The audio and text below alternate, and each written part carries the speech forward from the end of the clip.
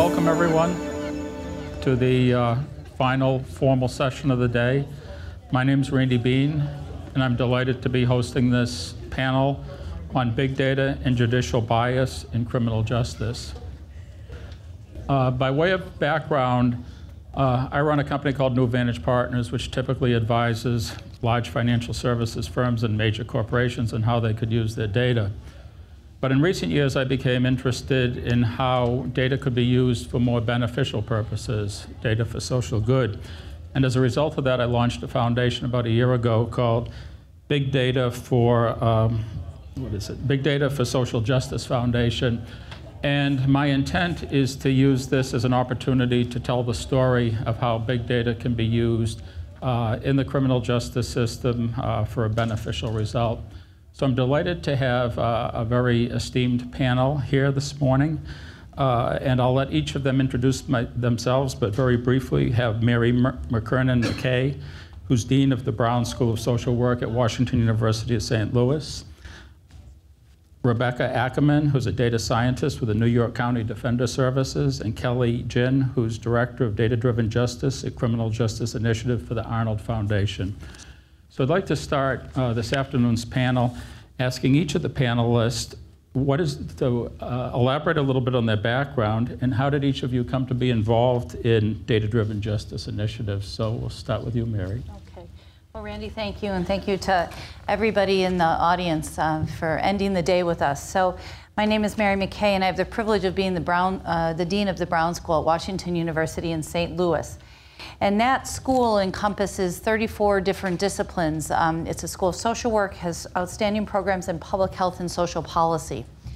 So what do I bring to that background? I'm a relatively new dean. I've only been in St. Louis a year and a half, and I come from New York City here for the last 20 years. I bring a passion and a science career focusing on the well-being of children and the adults that raise them. Prior to coming to St. Louis, I was the director of the McSilver Institute for Poverty Policy and Research. And the notion behind the McSilver Institute was we were meant to rapidly translate the findings of new findings, existing findings, to address root causes and consequences of poverty. And so we can't really talk about criminal justice and interaction with the justice system without looking at the intersection of interactions with of poverty, interactions of structural racism, and so that comes my background. When you focus on children and their families, I take a very strong prevention focus, Randy, when we think about contact with the justice system. For the kids and families that I worked with that were in our large data sets, it was not a good thing to interact with the police, juvenile justice, criminal justice. And so I'll talk a little bit more about what the findings show in a little bit. Thank you. Rebecca.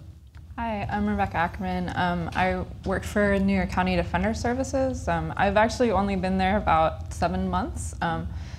This is my first time on the defender side of the criminal justice interaction. I used to work with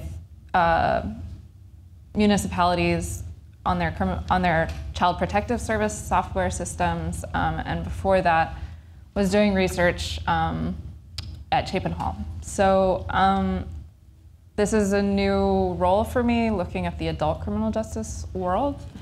So I decided to dive in feet first and hope for the best. New York County, just for those of you who are not familiar with New York City. So New York County is Manhattan specifically. Each borough is its own county. We're one of the alternate providers, which means we take about 20 to 30% of the cases for Manhattan. And Rebecca's very humble.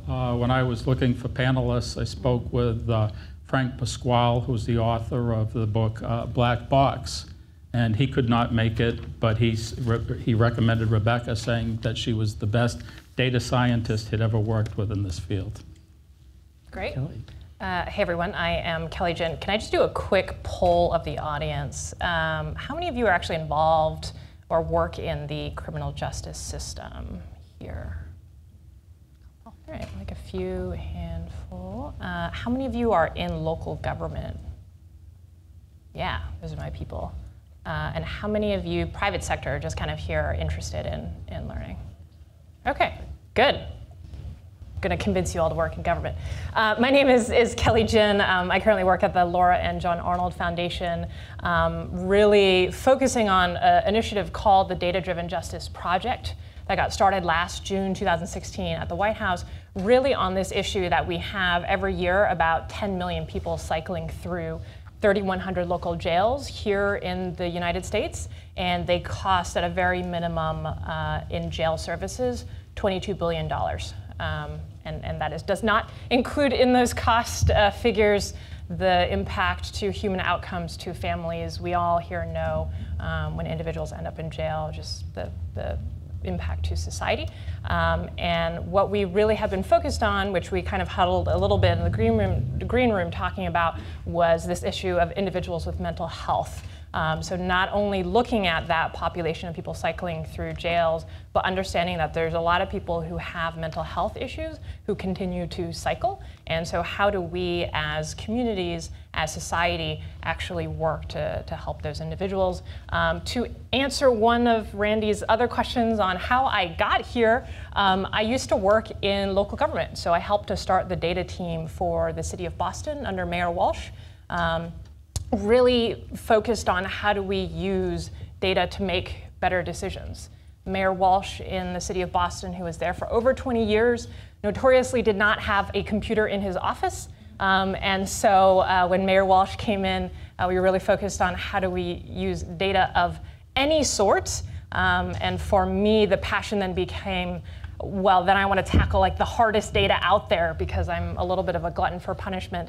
And that became, for me, the public safety data and public health data as well. How do we responsibly unlock that information? And so by way of Washington, D.C. and local government, I ended up back at the White House last June to help launch this initiative, and really, really fortunate to continue the work at the Arnold Foundation. And yeah, looking forward to hearing more.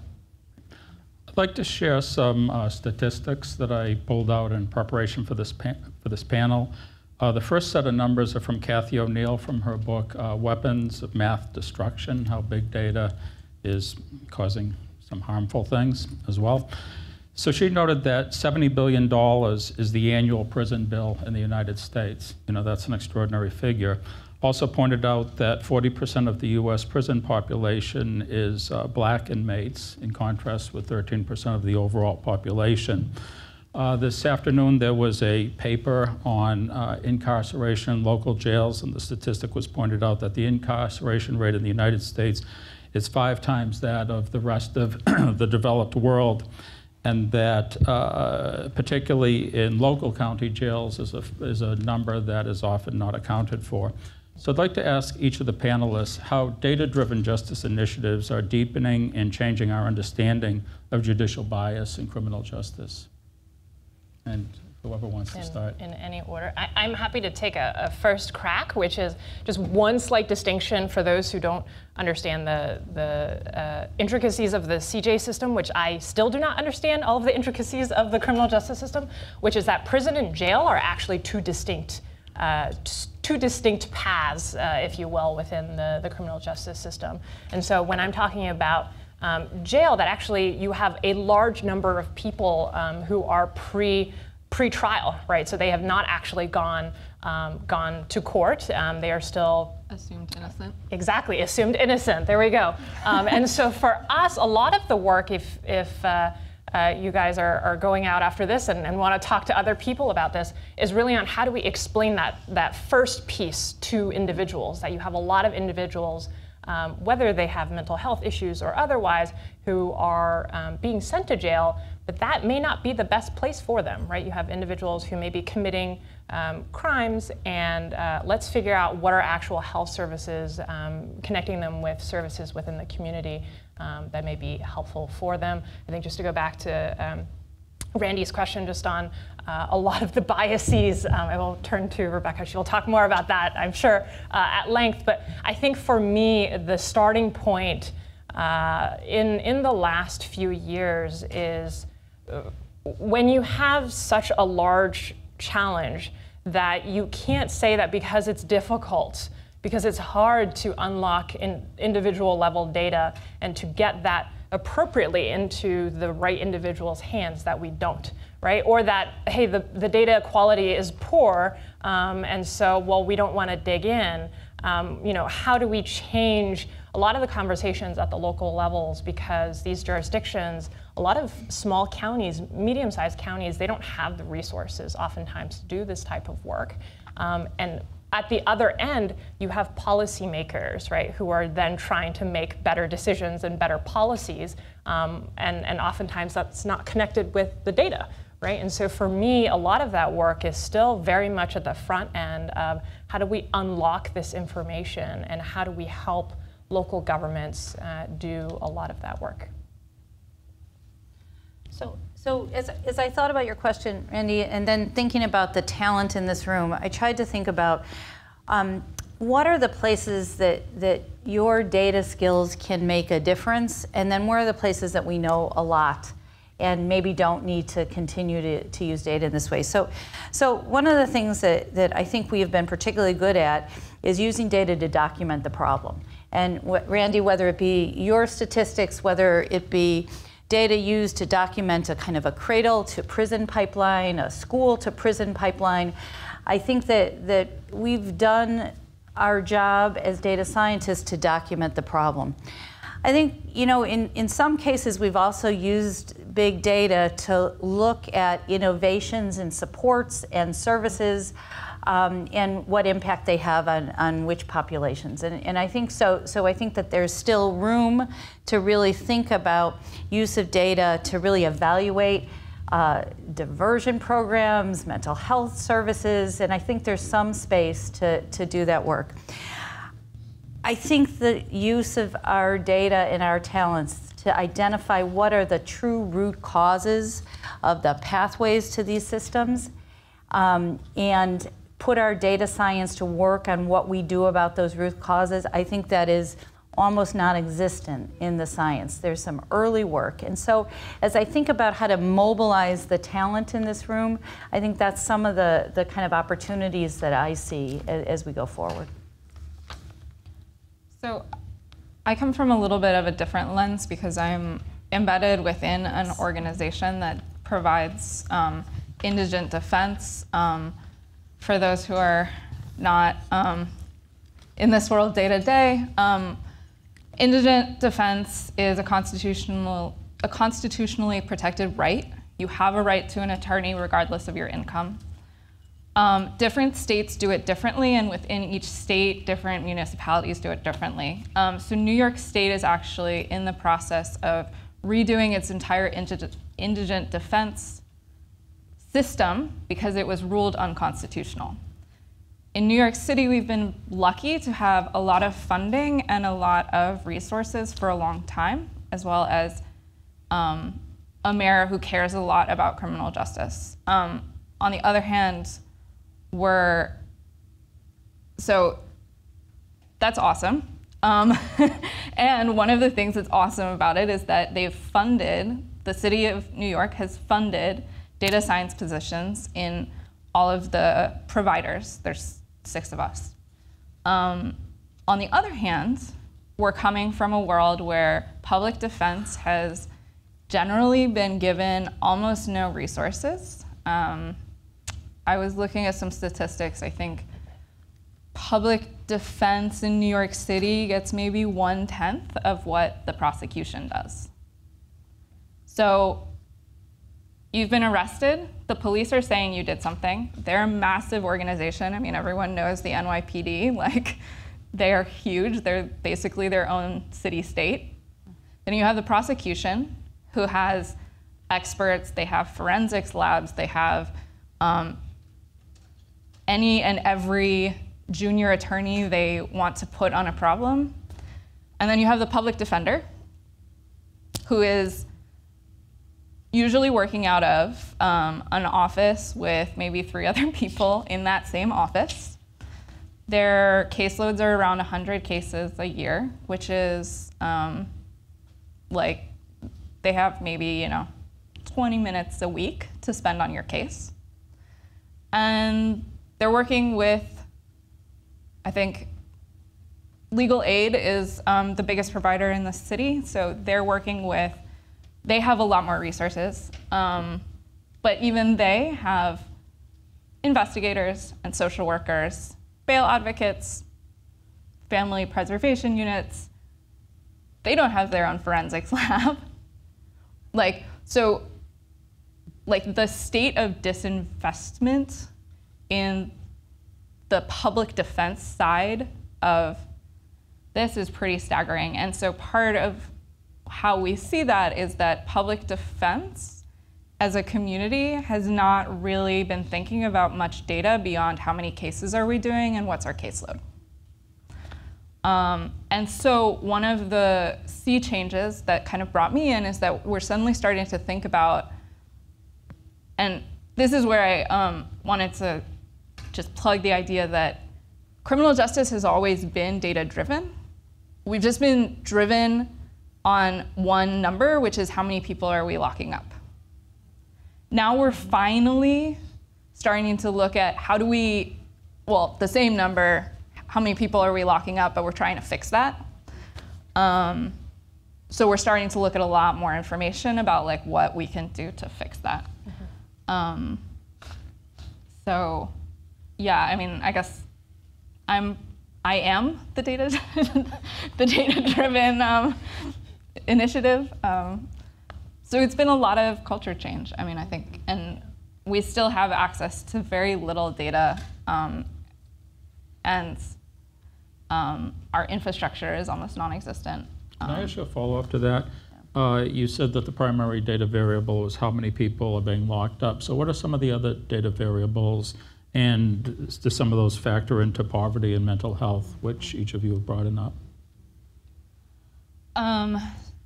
So I can say that, I mean, one thing that we're really interested in is how many social work requests and investigation requests are happening, and what the quality of those requests are. Another really big thing that I think all of the providers are interested in is how many days in jail are our clients spending. Because jail is not somewhere where anyone should be, much less someone who is presumed innocent.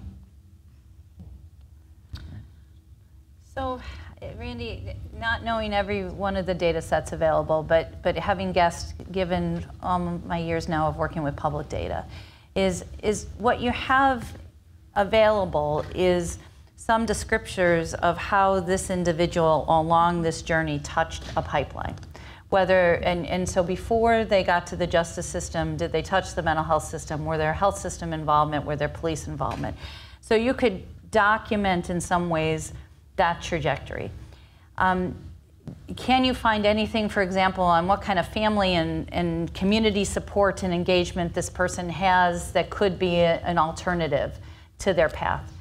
I would guess probably not without new data collection. Right? And so part of, I think, the challenge of those of us that are interested in, I love that you say that we're interested in more than one outcome, because there's a debate right now in our country. But if we are interested in more than one outcome, then how do we capture the alternatives and the supports and the other systems that actually can catch that person and support them to divert them? I think that those variables right now are pretty absent. And then I do want to just talk just 1 minute about, because bias is in our title, right?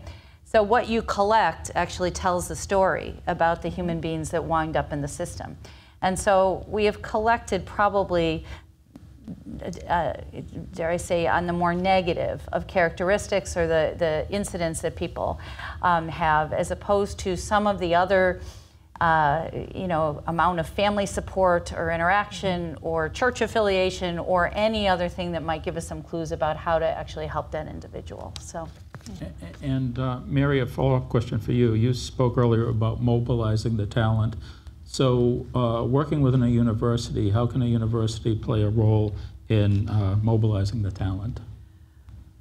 So universities are good at a set of things and then are challenged by another. And so let me just say what we're good at. So if you think about my own career and so many of my other colleagues, I know that Arnold Foundation funds, two of my colleagues, Carrie Pettis-Davis and Matt Epperson, we dig in for decades to try to figure out how to, in my case, enhance the well-being of children and their families. In their case, how to think about smart decarceration, right? And so the sustained focus and experts in this area about all the new science, new ways of interventions, in my case, since we're also the School of Social Work and Public Health, we're really good at gathering and staying focused on particular issues.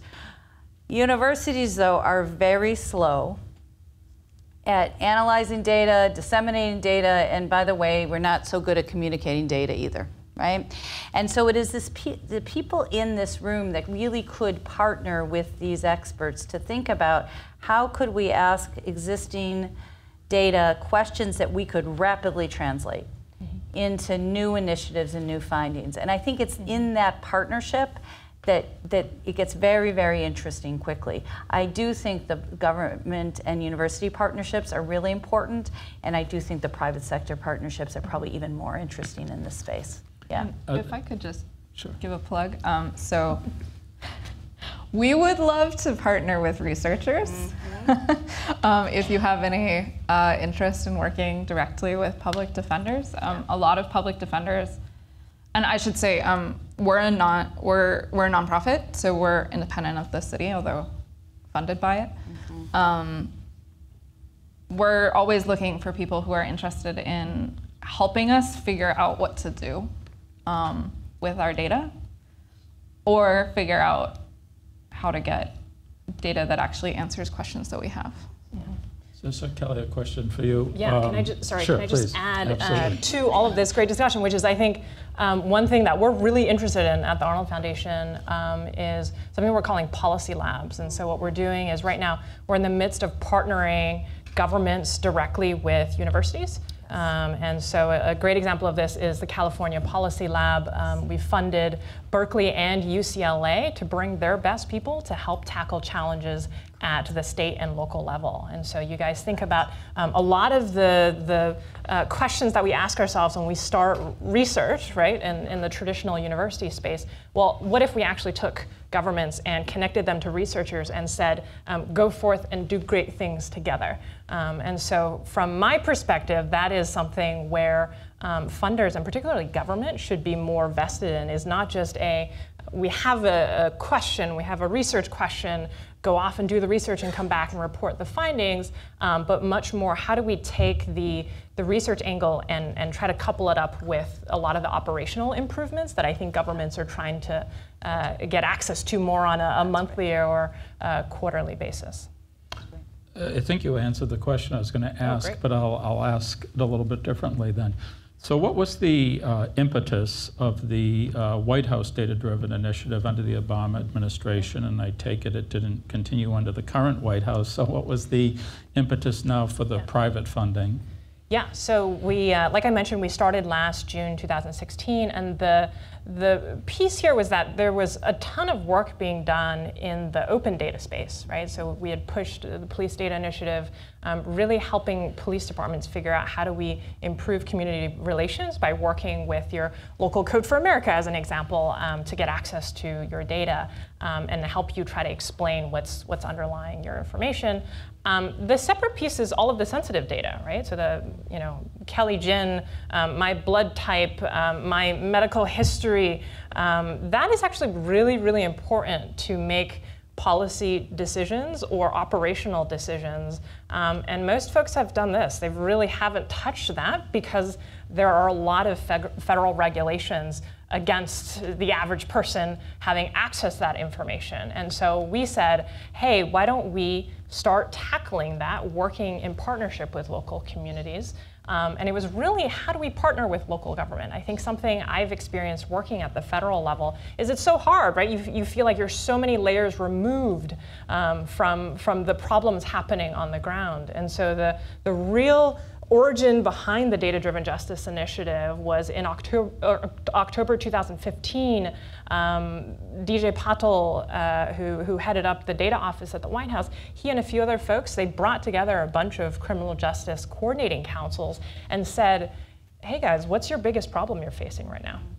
And through the course of a few hours that day, they realized that this issue of people with mental health issues cycling through over and over again kind of bubbled up to the top.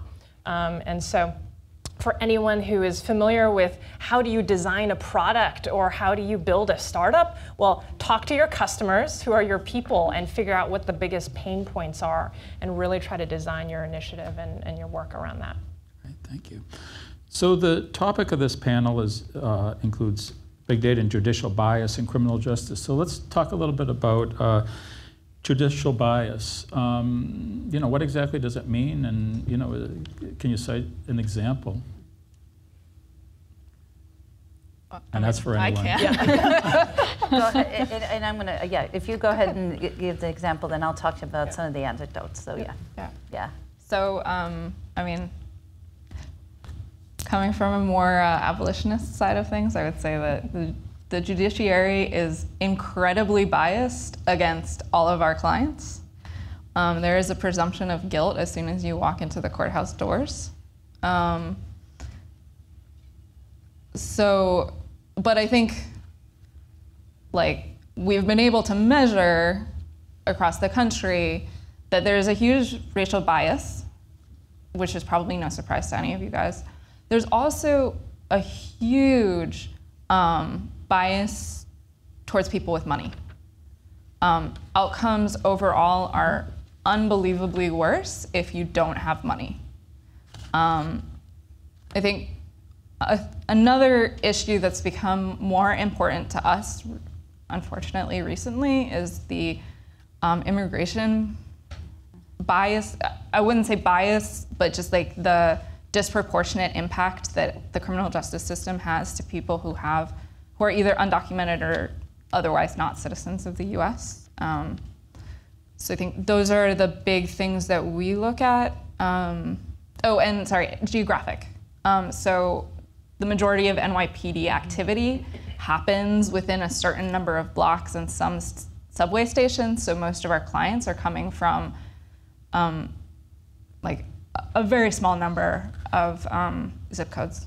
Well, there aren't that many zip codes in Manhattan, so very small number of blocks. So I think that in some ways, and maybe this is just dispelling, my own fantasy as I got into data science and research in general, is I thought that once I uncovered bias and evidence of that in my data, I would present it to my key stakeholders, and folks would sit up on a bench in a police department and say, oh, we have to fix that. And in fact, to be fair to those individuals who are public servants and are devoting enormous amounts of their life to trying to be in institutions that we have set up, in fact, those data-driven discussions are pretty uncomfortable. They are summary statements, so as an individual, sometimes I exempt myself, but often they lead to folks feeling badly for a moment until you go back to your day job, right? And so I think I've been trying to really think about what's the role of data in this change agenda to reduce bias. And I've come up with a set of kind of behavioral science principles around how people make decisions. And they rarely make decisions based on information alone. We all know that about our health. We all know that we are not supposed to engage in a set of behaviors, and we do. So I think our approach really does need to be modified. And behavioral science tells us a little bit about behavior change principles, one of which is that if you are not incredibly riled up emotionally, motivated to change, and in some ways, Randy, this is what you do, right? You tell a story. You make this personal. If we can't get to the place where this becomes more personal for us and more related to our lives, then numbers alone are not going to actually allow us to make the changes that we need. So I think that there's real need for those of us that can work with data, visualize data, But we need a set of communication experts and motivators to actually really think about kind of real change. The second thing is that some of these systems do need to be dismantled, altered, or alternatives tried. And I think that feels like a conversation that was getting some traction around diversion and alternatives to incarceration. And we've gone back some steps around that dialogue and the rarefied dialogue. And so I think, I'm trying to think about what's the role humbly of data, but then how do we partner to really create the kind of change and open up again a menu of options that look a little bit more narrow to me. And following up on that point, I know, Kelly, you and I have spoken before, and you've stressed the importance of bipartisanship, because nothing happens if you're on one end of the spectrum without getting people of multiple viewpoints to share a common goal. Yep. So how are you affecting change in a bipartisan manner, and how are you getting people to view problems through a common lens where everybody is a beneficiary? Yeah, I think so first off, the initiative is something that when we started a year plus ago, the 143 jurisdictions could not be more different. So our largest jurisdiction is LA County with over 10 million people. Our smallest is Potter County, Pennsylvania. It's got 17,000 people. And so for me, it's understanding that a lot of the issues that you guys are hearing about from this panel, they are not specific, right? This question of, like, are things different depending on city or county or where you are in the country? A lot of these issues are just, it doesn't matter what audience you poll, everybody raises their hands, right? I think one thing I have the privilege of doing is going out to many different audiences. And when I mention the fact that there are individuals who are cycling through our systems who have mental health issues, and hey, haven't you heard of some story in your local community or in your local newspaper? Everyone nods their heads, yes. And so for us, I think there is a huge part of policy requires an understanding at the local level of individuals who interact or hold these local government officials accountable, right, for the policies that they're implementing that's so critical to this work. And so we've been really, really fortunate since day one to call this a bipartisan initiative. And I will add one other story, if you will, which is that for us, one of the most interesting nuggets, which is both data and policy and people, is we've been working with Iowa City. And Iowa City has a police officer, a lieutenant there. He does homeless outreach. His name is Dave Schwint. I've also talked about him 1,000 times, so hi, Dave. And he has individuals that he's working with on a day-to-day basis that he comes in contact to. And one thing that we did is we helped him to unlock a lot of the data within the 911 systems, within their HMIS systems, within their jail management systems. And the data was telling us strange things, like this individual has almost 70 calls for service, but he's only been booked in jail once. So is he a high utilizer? Is he one of these individuals who has mental health issues? And when we went to Dave, Dave said, oh, I know Alan. He has the name Alan. I know exactly who this person is. Alan, we don't send him to jail because we can't figure out what actually works as an intervention for him. So when we arrest him on one side, we try to figure out where we can take Alan, or there is a actual place to divert him. Right? So for me, this is the power of what you guys can help do, is that you bring the context, right? Whether that is the world of public defenders, and Lynn Overman, who started this initiative, she was a public defender in Miami for 5+ years, because the work is really around how do you connect with people on the ground, because you certainly, and I've seen this 1,000 times, you cannot solve people's problems or help to solve people's problems without an empathy or an understanding of the challenges and the problems that they're facing. And so to like bring it all home to Randy's initial question, that is the spirit of bipartisanship. Like I don't care, I don't care what political party or affiliation you're with. I care about that we have these issues in our local communities, and hey, let's get together and figure out how we can actually solve these issues. Great, thank So I'm going to ask one last question for now and then open it up. But let's talk about changing perceptions. You know, I know in the business world that often generate a lot of data, and then it's presented to C-level executives of a company, and they'll say, you know, that can't be true. You know, that's inconsistent with our experience or our beliefs. And I know, you know, something that people commonly relate to is data in sports, you know, the notion of Moneyball. And there were many notions about what made people successful in various sports, and then data in recent years has come to refute, you know, what are the key metrics. So what are some of the challenges that you think exist that you run into in terms of changing perceptions? You know, the data says this, but, you know, certain beliefs continue to prevail. And maybe, Rebecca, I could put you on the spot. Yep.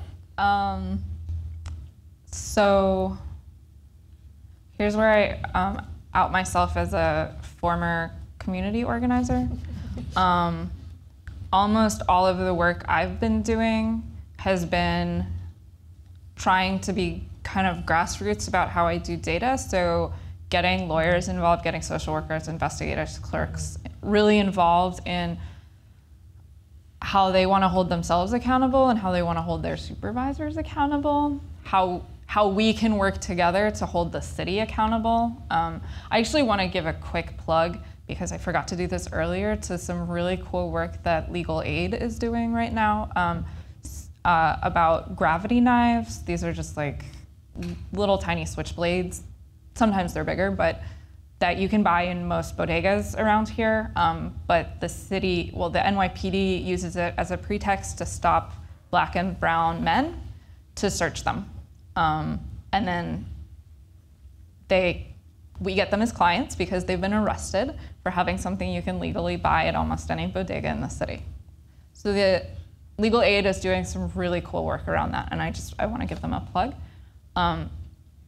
especially as a way of engaging lawyers in how they can use data to do their work more effectively, and how we can use data to change the system. I think one of the biggest things that I've had, one of the biggest issues that I've had is getting, and I would welcome feedback after the session, is getting people to think systematically. So when I give them descriptive statistics, the refutation is often, well, my client is a person. I don't know what's gonna happen. I can't say, you can't measure this as an outcome that's good or bad because my client has the agency to choose for themselves. So that's been a really big culture shift, is how do you start thinking, how do you get people who think very concretely in terms of individual clients to think systematically? Anybody else want to field that question? I just want to thank you for your community organizing stint, and also to say that, you know, that wasn't a very good one. Well, but there's also scientific methods that just mirror what you say. You know, they're called community-based participatory methods that you can. So I do think that there are opportunities for us to sit down with a whole range of stakeholders and try to detangle together what those findings mean, and that's a potentially important scientific approach, but it's also a potentially opportunity for buy-in. And these no longer then are my numbers as the scientist, they are our local or city or state or even nations kind of conundrum to kind of figure out. And so I think combining those two skills are actually a really powerful, you know, opportunity. Yeah. So I'd like to open it up to questions for the audience, please. My name is Corey Alpert. I work for Mayor Steve Benjamin in Columbia, South Carolina. He will become the president of the U.S. Conference of Mayors next year. So I'm here on his behalf to kind of go through a lot of these points. In the U.S., we have 17,000 police departments, and correspondingly 17,000 different ways that we handle the criminal justice system. So what are ways that we can find partnerships and agreements to obtain and, as you said, unlock this data that we already have but isn't necessarily linked to other data sets? How do we do that? Is that working with local leadership here? Is it things like the President's Commission on 21st Century Policing, which brought together a lot of those leaders? But didn't really go far enough. How do we do that? What partnerships are there? And if you already know, what work is already being done on that level? Yeah, so I can kind of take a first stab, which is I think a lot of the partnerships that we describe, so within the local community, trying to proactively identify who those local leaders are, I think is a huge piece of the work. I think one thing that I spent so much time just talking about every single day is to bring the technologists into the conversation early. So you guys have heard of IQ, and there's EQ with emotional quotient.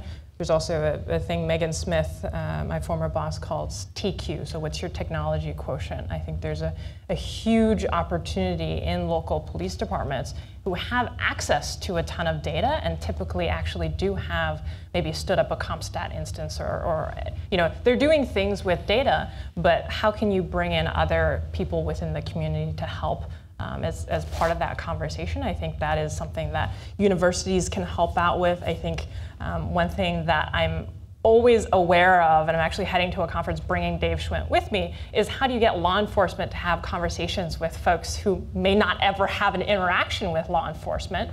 Because for the vast majority of communities, calling 911 is the front line for everything now, right? So it's not just, hey, a crime is being committed. It's hey, my cat. Maybe you're calling the fire department for this, but my cat is stuck in a tree, or is there somebody on my staircase, right? So figuring out a way that you are bringing in law enforcement, I think that's on many different sides. I'm happy to talk more. We have like a very long list of things that you can try at home that we say for cities.